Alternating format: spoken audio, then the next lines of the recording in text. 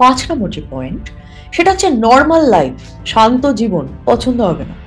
জীবনে যতক্ষণ না কোনো ড্রামা থাকবে, অশান্তি থাকবে, কেওস তৈরি হবে, এই মানুষগুলো শান্তিতে থাকতে পারবেন না। সবসময় তারা ড্রামা ক্রিয়েট করার দিকে ছুটবেন। এবং একটা কথা বলি, 90% লোক যারা বিগ বস দেখেন, তারা এই ড্রামার সন্ধানেই বিগ বসটা দেখেন। ড্রামা দেখতে ভালোবাসেন বলেই বিগ বস দেখেন। 6 নম্বর, ডিপ কনভারসেশন, গভীর কথাবার্তা, সংলাপ বিনিময় এনারা করতে পারবেন না।